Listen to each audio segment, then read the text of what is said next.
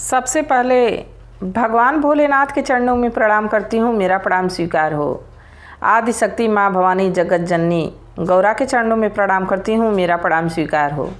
सभी देवी देवताओं के चरणों में प्रणाम करती हूँ, मेरा प्रणाम स्वीकार हो।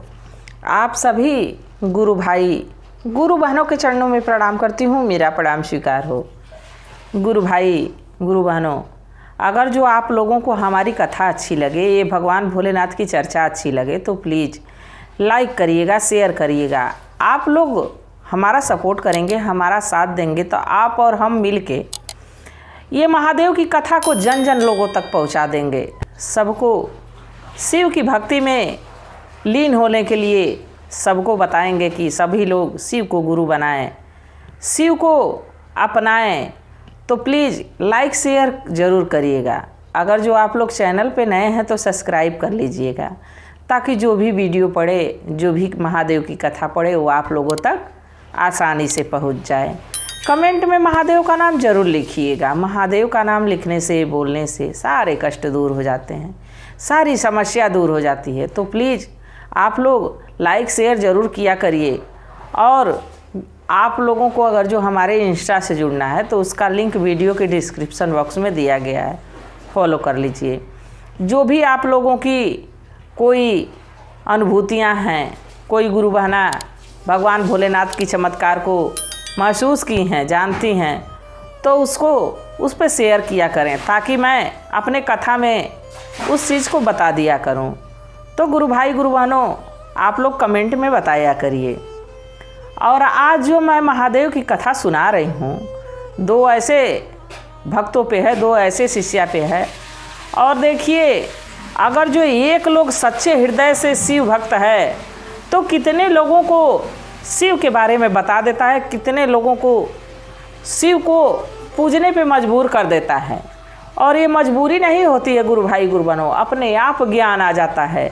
जब हम किसी व्यक्ति को देखेंगे कि कोई अच्छा कार्य कर रहा है, उससे उसका सब कुछ अच्छा हो रहा है, तो हम भी उस रास्ते पे ज़रूर चलना चाहेंगे। तो आज की कथा इसी पे है, कथा को पूरा देखिएगा। आधा अधूरा देखने से भगवान का अपमान होता है, और तो और कोई ज्ञान भी प्राप्त नहीं होता है। तो इसलिए कथा को आप लोग पूरा सुना करिए।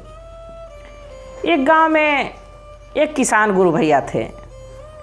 उनकी पत्नी और दो बेटियां थीं।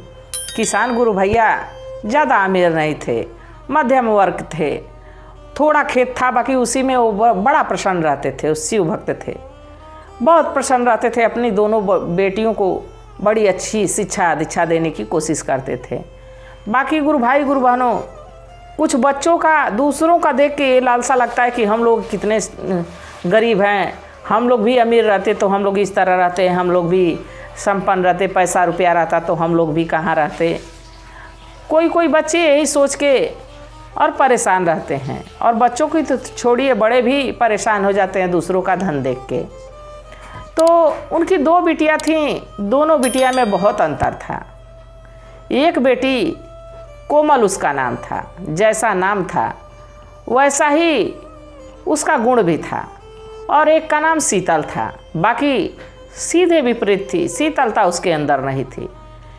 कोमल महादेव की भक्त थी, छोटी थी, और जो शीतल थी वो बड़ी थी, वो भगवान को नहीं मानती थी। जब भी उसको भगवान की पूजा आराधना करने को कहा जाता या कोई अच्छा कार्य करने को कहा जाता तो कहती कि आप लोग बहुत भगवान को मानने वाले हुए हैं, अगर जो भगवान होते तो हम लोग इतने गरीब क्यों होते, भगवान की दया रहती तो हम लोग अच्छा कपड़ा क्यों नहीं पहनते, अच्छा भोजन क्यों नहीं करते, अच्छे स्कूल में क्यों नहीं पढ़ते। वो अपना तर्क रख देती थी, अच्छा काम करने का उसका मन नहीं लगता था। तो एक दिन कोमल समझाने लगी कि देखो बहन, अभी हम लोग से भी बदतर ज़िंदगी जीने वाले बहुत लोग पड़े हैं। हम लोग तो बहुत सुखी हैं, हमारे पिताजी खेतों में काम करते हैं, हम लोगों को सारी सुख सुविधा देने की कोशिश करते हैं। भले हम लोग इंग्लिश मीडियम स्कूल में नहीं पढ़ते हैं, बाकी हम लोग हिंदी मीडियम में पढ़ के हम लोग भी चाहेंगे तो कुछ अच्छा काम कर सकते हैं। तो शीतल कही कि चलो चलो, तुम बहुत आई समझाने वाली, छोटी हो के बड़ों का जुबान लड़ाती हो, यही तुम शिव भक्त बनती हो कि छोटा व्यक्ति बड़े को समझाने चले। अब कोमल बेचारी चुप हो गई। वाकई छोटी तो थी, बाकी छोटा बड़ा कुछ नहीं होता है गुरु भाई गुरु बहनों। हमसे अगर जो कोई छोटा ही व्यक्ति, अगर जो हमसे ज़्यादा ज्ञान उसके पास है तो उससे ज्ञान लेने में क्या बुराई है। अब हम छोटा बड़ा करेंगे कि ये सोचेंगे कि हम उम्र में बड़े हैं, वो हमसे उम्र में छोटा है, तो उसका ज्ञान हमारे किसी काम का नहीं है। नहीं गुरु भाई गुरु बहनों, अगर जो हमसे छोटा व्यक्ति हमसे ज़्यादा ज्ञानी है तो उससे ज्ञान प्राप्त करना चाहिए, उसकी बातों को मानना चाहिए, इसलिए कि वो हमसे ज़्यादा ज्ञानी है। हमको जो बात बता रहा है वो अच्छी बता रहा है, शिव के बारे में हमको कुछ अच्छा बता रहा है, तो अगर जो ज्ञानी हमसे छोटा है तो उस छोटे की बात मान लेनी चाहिए। बाकी शीतल कोमल को डांट दी, कोमल चुप हो गई। ये बात किसान देख रहे थे। किसान मुस्कुराए, सोचे कि बच्चियां हैं और जिस घर में गुरु भाई गुरु बहनों 2 बच्चे रहते हैं, 4 बच्चे रहते हैं, वहाँ नोक झोंक छोटा मोटा झगड़ा चलता रहता है। अब यही सोच के किसान मुस्कुराए और अपने काम पे चले गए। समय बीतता रहा, समय बीतता रहा। कोमल तो महादेव के समय के साथ सच्ची भक्त बनती चली गई। अपनी माँ की देखती, अपनी पिता की देखती तो पूजा पाठ में उसका बड़ा मन लगता। वो महादेव की परम शिष्य बन गई। बाकी यहीं शीतल भगवान को एक रत्ती मानती नहीं थी, एकदम उसको अपने काम से मतलब रहता था, अच्छे कपड़े से मतलब रहता था, भोजन से मतलब रहता था, बाकिया और किसी काम से नहीं मतलब रहता था। समय बीतता रहा, समय के साथ दोनों बड़ी हो गई। दोनों बड़ी हो गई तो किसान तो गरीब थे। अब अपने ही स्तर से न लड़के खोजेंगे कि जिस स्तर से अब हम जिस हिसाब से हैं उसी हिसाब से देन लेन कर सकें। इस ज़माने में जिसके घर लड़कियां हैं गुरु भाई गुरु बहनों, बस वही व्यक्ति जान पाएगा कि दान दहेज अगर जो कोई नहीं भी मांग रहा है, फिर भी इतनी महंगाई हो गई है कि बेटी को कपड़ा खरीदना, बेटी को गहना खरीदना, दामाद को देने के लिए खरीदना, उसको सर सामान देने के लिए इतना पैसा लग जा रहा है कि लोग परेशान हो जा रहे हैं। जिसके घर 2 बेटियां रहेंगी, सोचिए उसकी क्या दशा होगी। तो किसान यही सोचे कि अपने स्तर का हम लड़का खोजूंगा तो ही मैं दोनों बेटियों की शादी कर पाऊंगा। दोनों सयानी हो गई हैं, एक ही 2 साल के अंतर पे थी। तो सोचे कि एक ही बार क्यों नहीं शादी कर देता हूँ। तो लगभग उनको लड़का भी एक ही गांव के तरफ मिल गया, एक ही दिशा में 2-4 किलोमीटर के अंतर पे दोनों को मिल गया लड़का। दोनों का विवाह कर दिए। अब दोनों अपने ससुराल चली गई। शीतल अपने ससुराल चली गई, कोमल अपने ससुराल चली गई। दोनों अपने अपने ससुराल में। अब ससुराल वालों को खुश करने की कोशिश में कोमल तो जैसा उसका नाम था, जस नाम वस गुण। कोमल इतनी सुंदर, इतनी सुशील और इतना स्वभाव की अच्छी थी कि जाके ससुराल में अपने सास ससुर का दिल जीत ली, अपने देवर का दिल जीत ली, अपने जेठ जेठानी का दिल जीत ली। बहुत उन लोगों को खुश रखती थी, क्योंकि समय पे भोजन बनाना, समय पे सबकी देख रेख करना, सासू माँ का सेवा करना, ससुर जी की समय पे दवा पानी देना, मतलब सबको प्रसन्न रखने लगी। और साथ में समय मिलता तो अपने सास ससुर को भगवान की एकाध कथा भी सुना दिया करती, भजन भी सुना दिया करती। घर का माहौल मानो शिवमय हो गया, सब लोग बड़े प्रसन्न। और उधर जो शीतल थी, शीतल का घर तो बिल्कुल समझिए कि अब शीतल इस घमंड में मरती रहती कि कोई सर्विस बढ़िया करते, कोई अच्छी नौकरी करते तो हम लोग के घर में सुख संपत्ति रहती, बढ़िया हम लोग का ठाट बाट रहता। अब पति भी अच्छा बिजनेस करना चाहता, तो जो पति उसका लड़का जो पति था वो भी किसान ही का बेटा था, वो भी किसान ही था। तो समय समय पे शीतल अपने पिता से पैसे मांगने के चक्कर में पड़ी रहती कि पिताजी आप, हम लड़कियां ही हैं, आप अगर जो पैसा दे देते, आपका तो कोई बेटा है नहीं कि किसी को ज़मीन जायदाद देंगे, हम ही को दे देते पैसा तो हमारे पति बिजनेस कर लेते। तो किसान कहते कि अभी हमारी उम्र शेष बची है, अगर जो हम तुमको खेत बाड़ी बेच के दे दूंगा तो हम लोग पति पत्नी कहाँ जाएंगे, इसलिए अभी हम नहीं दे पाएंगे। तो अपने पिता से भी वो खींची खींची चलती। हमेशा उसके मन में ये लालसा रहता कि क्यों नहीं ये कमा रहे हैं। इस चिड़चिड़ापन में अपने सास ससुर को भी कभी सुना देती, देवर को भी सुना देती, पति को भी सुना देती, मतलब हमेशा जब देखो तो झगड़ती रहती थी। तो एक दिन शीतल की सास कोमल के घर गई, क्योंकि दूरी 1 ही 2 किलोमीटर की थी।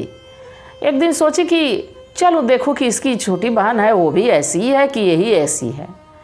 अब शीतल की सास कोमल के घर गई। कोमल के घर गई तो देखी कि बड़ा खुशी भरा माहौल है। कोमल अपने सास ससुर की बड़ा सेवा करती है और देखो दोपहर में बैठ के कैसे भगवान की कथा सुना रही है, भजन सुना रही है और सब लोग इससे कितना प्रसन्न है। तो कोमल से कही कि बिटिया तुम ऐसी हो, तुम्हारी बहन कैसी है? तो कोमल बड़े सच्चे स्वभाव से, बड़े सरल स्वभाव से समझाई कि माताजी शीतल भी अच्छी लड़की है, बस वो थोड़ा चिड़चिड़ापन उसके अंदर है। वो चाहती है कि हमको धन मिल जाए, सब कुछ सुख सुविधा मिल जाए। तो सभी ये सोचते हैं माताजी की सुख सुविधा मिले, धन दौलत रहे, सारे लोग खुशहाल रहें, बस थोड़ा सा अंतर है, बाकी दिल की बहुत अच्छी शीतल है। तो शीतल की सास कोमल से कहीं कि ऐसा है बिटिया कि एक दिन चलती और शीतल को भी समझा देती, शीतल भी भगवान के मंदिर वंदिर जाती और परिवार वालों से झगड़ती ना। तो कोमल कही कि ठीक है माताजी, किसी दिन मैं आती हूँ।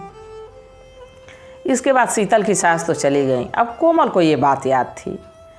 2-4 दिन बीता तो एक दिन कोमल गई शीतल के घर। शीतल से कही कि देखो शीतल, अब तुम्हारे पति का जब बिजनेस करने का मन होगा, चाहे बिजनेस करने का समय आएगा तो बिजनेस हो जाएगा। अभी से अपने मन को दुखित रखना, परिवार वालों से झगड़ा करना, ये कौन सी अच्छी बात है, कौन सी बुद्धिमानी है? चलो चला जाए मंदिर चलोगी तो अपनी समस्या महादेव से कराना, महादेव पर हमको बड़ा भरोसा है, ज़रूर तुम्हारी मनोकामना को महादेव पूरा करेंगे। तो कही कि अच्छा बड़ी शिव भक्त बनती हो, चलो हम तुम्हारे कहने पे चलते हैं महादेव के मंदिर और देखते हैं तुम्हारे महादेव क्या करते हैं। अब देखिए गुरु भाई गुरु बहनों, अब महादेव की परीक्षा की घड़ी आ गई, क्योंकि एक भक्त तो भगवान पे भरोसा था और दूसरे को भगवान पे भरोसा नहीं था। बाकी उस भक्त के कहने पे वो भगवान के पास गया तो भगवान की परीक्षा शुरू हो गई। भक्त कैसे होते हैं, भगवान की भी परीक्षा ले लेते हैं। अब शीतल और वो कोमल दोनों लोग मिलके और मंदिर गई। मंदिर अब वो बेलपत्र ली, कोमल सब कुछ ली, जल ली, बेलपत्र ली, फूल ली, फल ली भगवान को चढ़ाने के लिए। इसके बाद मंदिर दोनों बहन गईं। अब ये तो निस्वार्थ भाव से कोमल अपना पूजा पाठ करने में लगी है। बाकी शीतल कही कि हे प्रभु, अगर जो हम नहीं मानते हैं आपको कि आप हैं, अगर जो हैं, ये बात कोमल कहती है कि आप हैं, अगर जो हैं तो हमारे पति का बिजनेस हो जाए, हमारे पति अगर जो अच्छा बिजनेस करने लगेंगे तो हम आपको चांदी का शिवलिंग चढ़ाएंगे। अब यही मनोकामना की, अपनी मन्नत मांगी और वहाँ से दोनों पूजा की और चले आई। जब पूजा करके चली आई तो उसी दिन शीतल के पिताजी शीतल से मिलने आए थे। तो शीतल फिर अपने पिताजी से यही बात कही कि पिताजी कुछ मदद कर देते तो ये बिजनेस करने लगते तो हम लोगों का समय अच्छा हो जाता। तो देखिए महादेव की कृपा, पिताजी भी हाँ कर दिए, कहे कि चलो ठीक है, कुछ पैसा मैं जोड़ के रखा हूँ वो दे देता हूँ, उससे अपना बिजनेस कर लो, धीरे धीरे आगे बढ़ जाएगा। अब पिताजी पैसा लाके शीतल के घर पहुँचा दिए। अब उसका पति बिजनेस कर लिया। धीरे धीरे अब बिजनेस बहुत बढ़ा। 2-4-6 महीने में बिजनेस इतना रन पकड़ लिया कि बिजनेस तेज़ी से चलने लगा। और जब बिजनेस चलने लगा तो घर बनने लगा, गाड़ी हो गई, अब सब कुछ संपन्नता हो गई। अब जब संपन्नता आ गई तो शीतल को अहंकार हो गया, घमंड हो गया। अब वो एक दिन गई तो कोमल से कही कि कोमल, मैं मन्नत करके आई थी कि भगवान को मैं चांदी का शिवलिंग चढ़ाऊंगी, तो किसी दिन चलो चांदी का शिवलिंग चढ़ा दें, क्योंकि हमारे पति का बिजनेस तो बहुत अच्छा हो गया है। तो कोमल कही कि ठीक है बहन, सोमवार के दिन चलते हैं, क्योंकि सावन का सोमवार आ गया है, उस दिन पूजा भी कर लिया जाएगा, तुम शिवलिंग भी चढ़ा लेना। अब ये बात कोमल की सास सुनी। जब कोमल की सास सुनी तो देखिए औरतों में जो है कि एक बहुत बड़ी कमी हो जाती है, कभी कभी मन विचलित हो जाता है। वैसे ही कोमल की सासू माँ कही कि तुम रोज़ महादेव की कथा ही करती हो, भजन ही करती हो, रोज़ महादेव की पूजा ही करती हो, और देखो एक बार मंदिर गई और भगवान उसकी मन्नत पूरा कर दिए, महादेव उस पर ज़्यादा कृपा बरसा रहे हैं, उस पर ज़्यादा दया बरसा रहे हैं। तो कोमल कही कि माता जी मैं भगवान से कभी कुछ मांगती नहीं हूँ, बस मैं यही कहती हूँ कि हे प्रभु आप हमारे साथ रहिएगा। देखिए, मांगना हो जब भी भगवान से तो भगवान को ही मांग लो, क्योंकि जब प्रभु हमारे साथ हैं तो सब हमारे साथ है। जब भगवान ही हमारे दुख सुख में रहेंगे तो हमको किस चीज़ की कमी है? हमारे दुख भी वही देखेंगे, हमारे सुख भी वही देखेंगे। जब भगवान ही हमारे साथ हैं तो हमको किस बात की कमी है, किस चीज़ की ज़रूरत है? तो ऐसे ही कोमल समझाई कि हम तो बस भगवान से ही कहते हैं आप हमारे साथ रहिए, हम कुछ मांगते नहीं हैं माता जी। तो सासू माँ कही कि ऐसा है कि वो चांदी का शिवलिंग चढ़ाने जा रही है, तुम भी जाओ चांदी का शिवलिंग चढ़ा दो और महादेव से कह दो कि हम लोग का भी घर द्वार बन जाए, गाड़ी घोड़ा हो जाए, अच्छा बिजनेस हो जाए। तो कोमल समझाए कि जब बिजनेस होना होगा तो होगा, गाड़ी होना होगा तो होगा, जैया महादेव की कृपा होगी सब हो जाएगा। अभी महादेव की कृपा से सब कुछ बढ़िया चल रहा है माता जी, हमारा परिवार सुखी है, सब लोग सुखी है, इससे बड़ा क्या चाहिए? सब कुछ तो हमारे पास है। हमारी तबीयत ठीक रहती है, आपकी तबीयत ठीक रहती है, ससुर जी की तबीयत ठीक रहती है, सब लोग हंसी खुशी हैं, किस चीज़ की कमी है? फिर भी सासू माँ लगी जिद करने। तो कही कि माता जी 2 ही 4 दिन में सोमवारी है और चांदी का शिवलिंग हम कहाँ से चढ़ा पाएंगे, तो इसलिए हम मिट्टी का ही शिवलिंग चढ़ाएंगे। तो उसकी सासू माँ कही कि ठीक है तुम मिट्टी का ही शिवलिंग चढ़ाना, बाकी शिवलिंग चढ़ा देना और मन्नत जरूर कर देना कि हे भगवान सब कुछ हमारा हो जाए। तो मुस्कुराई, कही ठीक है माँ जी। इसके बाद अब देखिए गुरु भाई गुरु बहनों, सोमवार का दिन आया और शीतल चांदी का शिवलिंग एक थाल में रखे, फूल पुष्प जल रख के और लेके आई इसके कोमल के घर। कोमल अपना मिट्टी का शिवलिंग बना के थाल में रख के और जल बेलपत्र फूल सब कुछ थाल में सजाई और मंदिर दोनों बहन जाने लगी। जब जाने लगी तो अहंकार बस शीतल है वो बार बार हंस रही है, कह रही है कि देखो हमारा चांदी का शिवलिंग है, इस पर जल भी पड़ेगा तो ये टूटेगा फूटेगा नहीं, गलेगा नहीं, और तुम्हारा तो मिट्टी का शिवलिंग है जहाँ एक लोटा जल पड़ा कि वो बिखर जाएगा। अब बार बार शिवलिंग को देख के हंसे जा रही है। बाकी कोमल बेचारी उसके हंसने पे मुस्कुराई, कही कि बहन बस मन में आस्था होनी चाहिए, शिवलिंग सोने का हो, हीरे का हो, चांदी का हो या मिट्टी का हो, शिवलिंग तो शिवलिंग होता है। अब यही समझाते हुए रास्ते में लेके गई।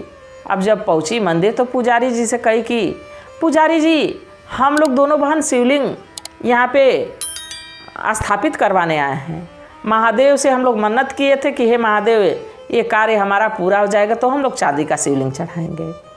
तो हमारी बहन चांदी का लेके आई है और मैं तो मेरे पास इतना धन दौलत है नहीं, तो मैं मिट्टी का बना के लेके आया हूँ। तो पुजारी जी कहे कि क्या हुआ बिटिया, मिट्टी का है चाहे चांदी का है, शिवलिंग तो शिवलिंग है। अभी मैं जल अभिषेक करा के और भगवान को दूध दही घी से नहवा देता हूँ, इसके बाद गंगा जल से उनको नहवा देता हूँ, बेलपत्र पूजा कर देता हूँ, इसके बाद स्थापना हो जाएगी महादेव की। तो शीतल हंसे जा रही है, वो सोच रही है कि चांदी का हमारा शिवलिंग है तो हमारा तो शिवलिंग सेफ रहेगा, बाकी जहाँ इस पे जल पड़ेगा, दूध दही घी पड़ेगा, मध पड़ेगा, सब कुछ पड़ेगा तो शिवलिंग इसका टूट फूट जाएगा। वहाँ से जा रही है। अब पुजारी जी पूजा शुरू कर दिए। जैसे शिवलिंग पे जल चढ़ाए वैसे ही वो चांदी का शिवलिंग मिट्टी का हो गया। और जब मिट्टी वाले शिवलिंग पे भगवान को जब वो जल चढ़ाए, बेलपत्र चढ़ाए, तो शिवलिंग जैसे इतना तेज उसमें से लग रहा था कि सूर्य देव जमीन पे उतारा है। इतनी तेज थी, इतनी चमक थी कि उस चमक में कुछ नहीं दिख रहा था कि यहाँ पे कौन है और कौन नहीं है, सिर्फ वो उजाला ही उजाला दिख रहा था। अब जब ये देखी शीतल तो शीतल महादेव के पैरों में लिपट गई, वहीं गिर पड़ी, अपना माथा पटकने लगी कि हे प्रभु हमको क्षमा कर दीजिए, हमारे पास अहंकार हो गया था।